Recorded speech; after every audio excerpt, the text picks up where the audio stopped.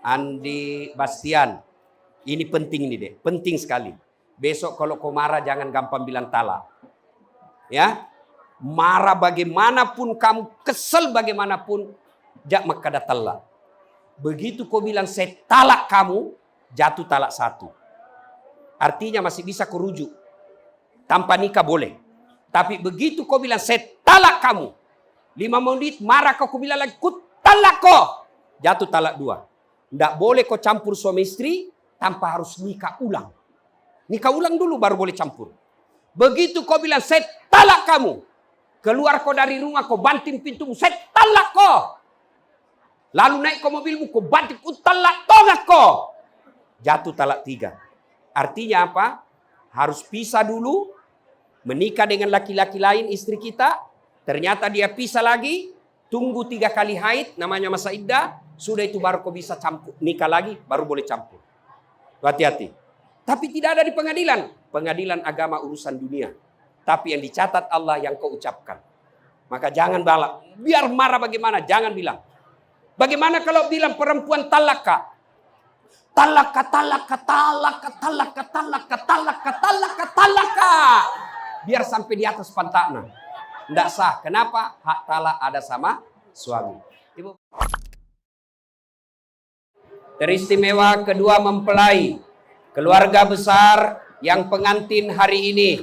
Dan terkhusus dengan penuh kemuliaan kita berdoa kepada Andi Bastian dan Dr. Fitriani yang insya Allah dimuliakan dan dirahmati Allah Subhanahu wa Ta'ala.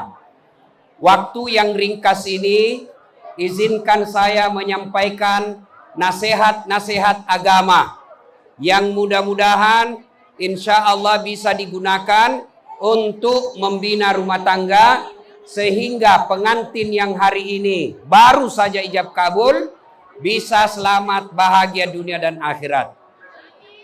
Bu, kalau kita lihat infotainment di televisi, ada orang pacaran 3 tahun. Waktu pacaran, oh enaknya dilihat bahasanya. Saling memuji, saling paganti. Tapi baru 1 tahun menikah, saling mempermalukan lagi di infotainment. Bahkan berakhir dengan saling menghina dan berpengadilan. Padahal ketika menikah ramai sekali. Kenapa bisa terjadi begini? Karena menuntun, membina keluarga bukan berdasarkan petua-petua agama, tapi berdasarkan gaya hidup modern yang tidak berdasarkan tuntunan agama. Maka kesempatan ini izinkan saya menyampaikan petua-petua agama yang buat kita pengantin baru. Semua yang hadir di sini pengantin baru. Baik Andi Bastian dengan Dr. Fitriani maupun kita semua yang baru 1 tahun, baru 2 tahun, baru 1 cucunya. Semua kita pengantin baru. Nah, nasihat pertama. Ibu dokter dan Andi Bastian menikah luruskan niat muda. Kau salah niat kau mak bene pasti matekok kau. Kalau kamu salah niat menikah pasti capek dan melelahkan. Kalau kamu menikah lillahi ta'ala, cari nafkahnya ibadah. Uang panaiknya yang saya lihat tadi 3 sertifikat jadi ibadah. Semua jeripayamu cari nafkah, stres, galau itu jadi ibadah ketika niatmu menikah lillahi ta'ala. Kalau kau menikah karena kaya, siap-siap kau kecewa. Kekayaan ada batasnya. Kalau kau menikah karena pejabat, siap-siap kau kecewa. Jabatan ada pensiunnya. Kalau kau menikah karena cantik, siap-siap kau kecewa. Karena cantik pasti ada batasnya. Makanya makadena bita, pubene siddi tahu. Peristrikanlah seorang perempuan. Persuamikanlah seorang laki-laki karena 3-4 hal. Yang pertama karena cantiknya. Andi Bastian, lihat kau dulu istrimu. Masya Allah. Cantik. Toh? Bayangkan kalau kau yang harus beli hidung. Bayangkan kalau kau yang harus beli gigi. Bayangkan kalau kau yang harus beli telinganya. Sekarang terima beres. Kau ambil anak gadisnya orang cantik. Tapi ingat, cantik tidak boleh jadi prioritas. Kenapa? Cantik ada batasnya. Sekarang cantik. Begitu umurnya 60 tahun, 70 tahun pasti hilang cantiknya. Cantik penting. Kenapa? Karena dia hampir 24 jam di depanmu. Mau tidur, istri lagi. Baru bangun, angka sih. Boleh kimak jamah? Iya sih. Boleh kimak jamah? Iya sih. Jadi kalau jelek, pasti cepat ganti casing. Maka cantik harus cari, tapi tidak boleh jadi prioritas. Kenapa? Cantik ada batasnya. Tiba-tiba kena stroke. Bengkok mukanya, lumpuh, pasti hilang cintamu. Cantik penting. Yang kedua kata Nabi, nikahilah karena keturunannya. Alhamdulillah. 2 orang menikah ini keturunan baik-baik. Orang bilang, lisekna lah bolong. Alhamdulillah. Baik-baik keturunannya. Keturunan boleh cari yang baik-baik. Tapi tidak boleh prioritas. Kenapa? Ada orang bapaknya Nabi, anaknya jadi pengkhianat. Nabi Nuh alaihi salam. Ada juga bapaknya pengkhianat dan kafir, anaknya jadi Nabi Ibrahim alaihissalam. Maka keturunan penting cari baik-baik, tapi yang lebih penting tidak boleh kau jadikan prioritas. Kenapa? Ada keturunan orang baik, anaknya jadi jahat. Yang ketiga kata Nabi, nikahilah seseorang karena kekayaannya. Kaya penting. Itulah sebabnya orang tua dulu kita orang Bugis Makada. Komelo koma bene na sapa ko yorong kai monroi maceke-cekeng. Kode gaga monroi macekeng buat sampuk ko tuh. Tapi ingat, kaya ada batasnya. Kaya Ustadz, kaya sekali. Tapi 14 sih bersaudara. 32 bersepupu. Cicit 50. Habis dibagi-bagi barang sedikit. Kaya penting. Tapi ingat orang Bugis. Ajak mupakasiri alemu. Sebagai suami, jangan suka menghitung harta orang lain. Lebih baik berdiri tegak dengan kakimu. Karena kau menafkahi sendiri istrimu. Keempat, kata Nabi, nikahilah dia karena agamanya. Tentu bertanya orang, kenapa agama nomor 4 Ustadz? Mestinya agama nomor 1. Betul agama nomor 4, tapi dia tidak titik di situ, koma. Kata Nabi, usahakan utamakan agamanya, karena dengan agama kau dapat semuanya. Ada orang cantik, ahlaknya majak sifat. Angkasi makasi sifana, majak sitapana. Angkasi makasi tapana, kasih asisi. Untuk mendapat perempuan, dialah cantik, kaya, keturunan baik-baik, penghafal Quran. 100 perempuan belum tentu ada 1. Maka kata Nabi, utamakan agamanya. 1. 2, dengar baik-baik ini. Adindaku, Ibu Dokter, Adinda Dokter Fitri dengan Andi Bastian. Selesai menikah, jangan kau pikir tidak ada masalah. Semua orang pasti punya masalah. Ada yang curhat sama saya ibu-ibu, Ustadz suamiku kasar, masalah. Ada lagi Ustadz bagaimana punya anak, masalah. Ada lagi Ustadz cantik sekali istriku, alhamdulillah. Cuma saya jelek Ustadz, selalu kak jalan kira kak sopir, masalah. Semua orang punya masalah. Ibu-ibu pikir kalau suami gagah bukan masalah. Suami gagah nagoda orang. Apalagi kalau jelek istrinya, lebih masalah lagi. Berarti bagus kalau jelek suami. Jelek suami nahina orang. Kita si malu jalan sama dia. Yolo bawan no pak, monri pak iya, kopi gedungnya si runtuh. Suami gagah, masalah. Suami jelek, masalah. Istri cantik, masalah. Istri jelek, masalah. Coba lihat rumah tangganya orang. Ada orang kasihan di Makassar. Sudah 5 tahun menikah, masih ngontrak-ngontrak. Sudah punya cucu, masih ngontrak-ngontrak. Masalah. Ada juga alhamdulillah belum menikah sudah ada rumahnya. Tapi masalahnya, suami istri tidak ada setia. Suami selingkuh, suaminya membalas. Ada lagi, suami istri setia, rumah bagus. Apa masalahnya? Tidak ada anaknya. 15 tahun menikah tidak punya anak. Ada lagi, alhamdulillah ada anaknya. Rumahnya bagus, suami istri setia. Apa masalahnya? Allahu Akbar, anaknya narkoba. Ada lagi semua tidak ada. Anaknya bagus, rumahnya ada, suami istri setia. Apa masalahnya? Mertuanya selalu ikut campur. Semua orang punya masalah. Ini di depan saya ini mas soti-soti. Muka-muka penuh masalah semua ini. Sekarang jadi lihat.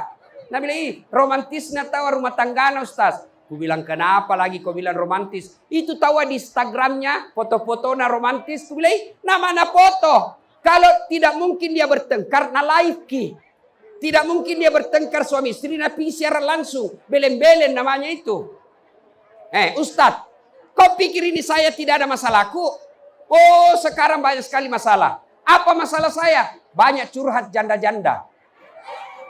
Ustadz, meninggal suamiku. Kasih saya doa-doa penenang, sikir-sikir. Saya kasihlah doa dan sikir penenang. Lama-lama Nabi bilang, Ustaz, maukah Ustaz menjadi imam dalam hidupku? Wah, bilang, mohon maaf ibu, saya bukan imam, saya penceramah. Ayo, semua orang punya masalah. Jangankan Ustaz, kurang apa dekatnya Nabi dengan Allah? Kurang apa doanya Nabi? Apa Nabi tidak ada masalah? Allahu Akbar. Di Madinah, Aisyah pernah dituduh selingkuh. Dalam ekonomi, Nabi pernah 3 hari 3 malam tidak makan. Nabi pak, malupu nataro. Telunga sodek namandre. Itu Nabi. Apalagi kita. Maka dindaku berdua, pura-ki'i, suami istri, pasti ada masalah. Ketika ada masalah, Allah minta cuma 2. Dengar baik-baik. Kalau kau pakai ini deh, insya Allah rumah tanggamu aman. Ista'inu bis-sabri was-sholah. Sabar, perbaiki solatmu, saya yang ngurus semua masalahmu. Jadi 2 ki ini saling mengingatkan. Suami ingatkan istri solat. Istri pergi suami tak cari nafkah. Sebagai pegawai, ingatkan. Bang, jangan lupa solat. Ya, suami pergi istri praktek, ingatkan. Dek, jangan lupa solat. Kalau solat, insya Allah rumah tanggamu bahagia. Saudaraku yang hadir di sini. Ketika ada rumah tanggamu tidak pernah rasanya bahagia. Selalu ada masalah, anak nakal, istri kasar, suami kurang ngajar.